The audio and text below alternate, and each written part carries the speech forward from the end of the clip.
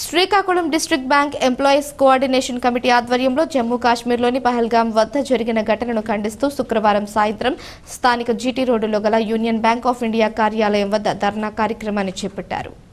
ఈ సందర్భంగా యూనియన్ నాయకులు మాట్లాడుతూ జమ్మూ కాశ్మీర్ పహల్గాంలో మంగళవారం 3 గంటల సమయంలో విహారయాత్రకి వెళ్లిన అమాయకులపైన భారతీయులను అతి కిరాతకంగా ఉగ్రవాదులు చంపిన ఘటనను తీవ్రంగా ఖండిస్తున్నామని తెలిపారు. District bank employees coordination committee జిల్లా కార్యదర్శి శ్రీనివాస్ మాట్లాడుతూ ఉగ్రదాడిని యావత్తు దేశం తీవ్రంగా ఖండిస్తున్నట్లు చెప్పారు. ఉగ్రమూకలపై చర్యలు చేపట్టాలని కోరారు. అనంతరం జీటీ రోడ్ యూనియన్ బ్యాంక్ వద్ద నుంచి 7 రోడ్ వరకు ర్యాలీగా వెళ్లి నినాదాలతో తమ నిరసనను తెలియజేశారు.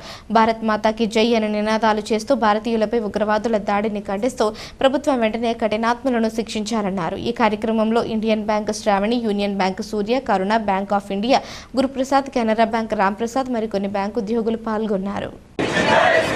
ప్రభుత్వం వెంటనే కఠినాత్మలను శిక్షించాలి.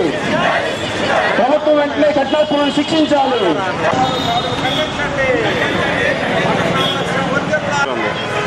Stop innocent killing. Stop. Stop innocent killing. Stop innocent killing. Stop innocent killing.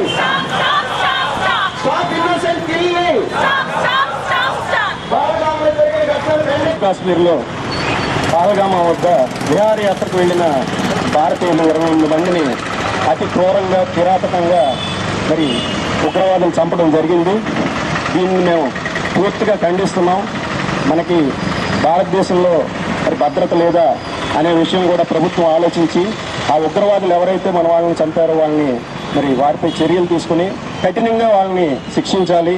ఎందుకంటే భారతదేశంలో ఉన్నది పీస్, అన్ని కుల మతాలు కూడా కలిపి ఉంటాయి.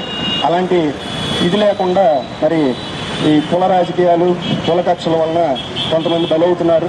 అలా బలి కాకుండా చూడాల్సిన బాధ్యత ప్రభుత్వంపై ఉంది. అయితే పహల్గామాలో జరిగిన ఈ ఘటనను మేము పూర్తిగా ఖండిస్తూ Andhra Pradesh and Telangana bank employees federation ఇచ్చిన పిలుపు మేరకు ఇక్కడ Srikakulam district bank employees coordination ఆధ్వర్యంలో మరి ఈ ధర్నా కార్యక్రమం చేపట్టడం జరిగింది. ఈ ధర్నా కార్యక్రమంలో భాగంగానే GT road union bank of India వద్ద నుండి ఈ 7 రోడ్ వరకు ర్యాలీ తీసుకుని మళ్ళీ యూనియన్ బ్యాంక్ ఆఫ్ ఇండియా దగ్గర మరి ఈ ధర్నా కార్యక్రమాన్ని